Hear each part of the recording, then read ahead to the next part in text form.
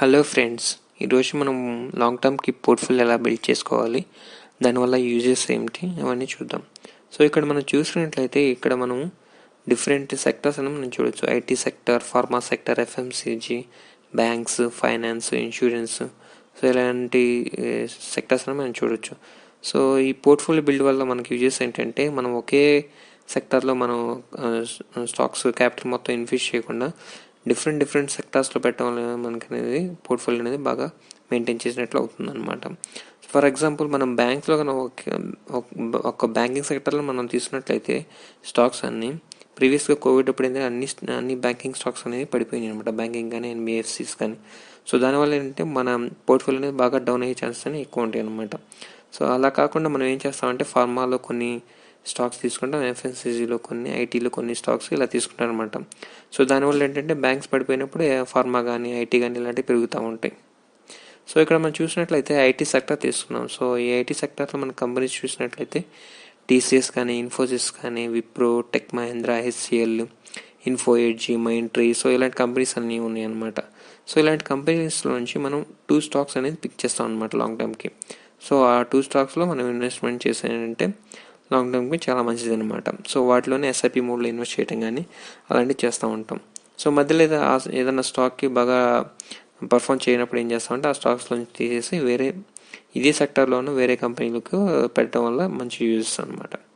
So next చూసినట్లయితే pharma sector. So ఈ సెక్టర్లో మనం చూసినట్లయితే డాక్టర్ రెడ్డీస్, దివీస్, ఆరో ఫార్మా, మిగతా లారస్ ల్యాబ్స్, ఆర్టి ఇండస్ట్రీస్ ఇవన్నీ ఉన్నాయి.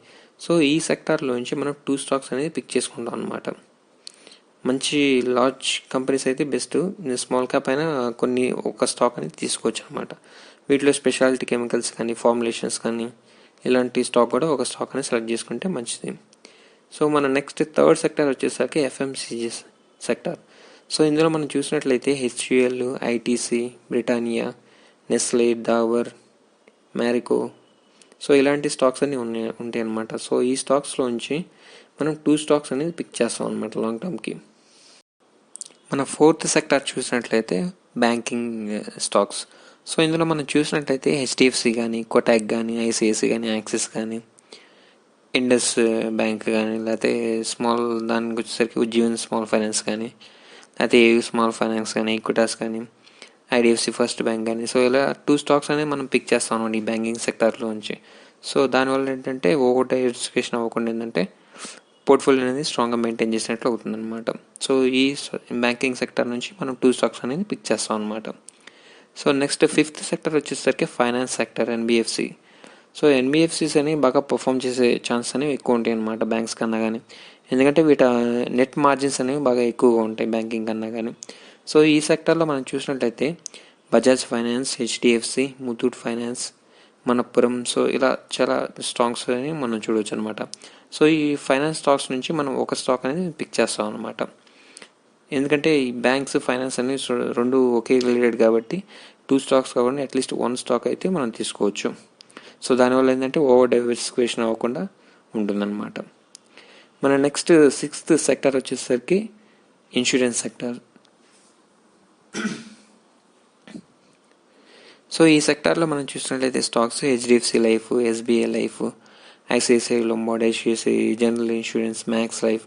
సో ఇలా చాలా స్టాక్స్ ఉన్నాయి. సో ఈ స్టాక్స్ నుంచి మనం 2 స్టాక్స్ అనేది పిక్ చేస్తాం అనమాట. ఎందుకంటే ఈ ఇన్సూరెన్స్ సెక్టర్ అనేది లాంగ్ టర్మ్లో ఫ్యూచర్లో బాగా పర్ఫామ్ చేసే ఛాన్స్ అని ఎక్కువ ఉన్నాయి అనమాట.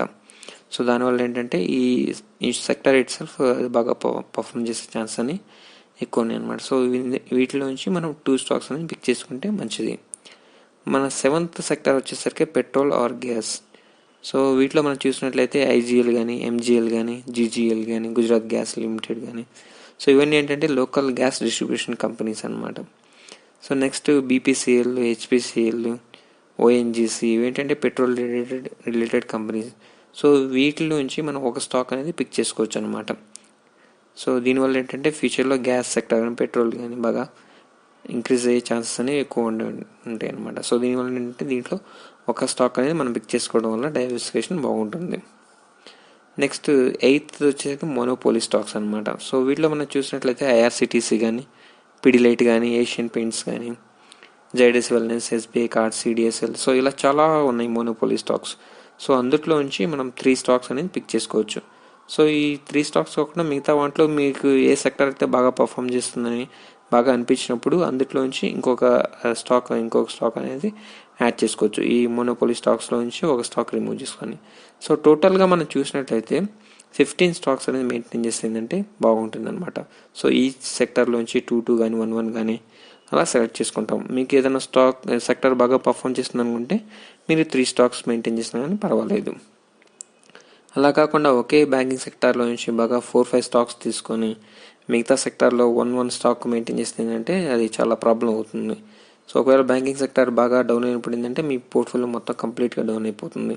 రికవర్ అవ్వడానికి ఛాన్స్ చాలా ఎక్కువగా ఉండవు అనమాట.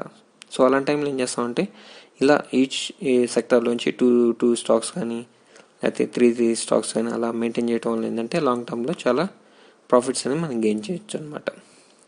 That's it about this portfolio management. ఇంకా మీకు ఏదైనా స్పెసిఫిక్ స్టాక్ రిలేటెడ్ డౌట్స్ ఉంటే కింద కామెంట్ సెక్షన్లో పింక్ చేయండి.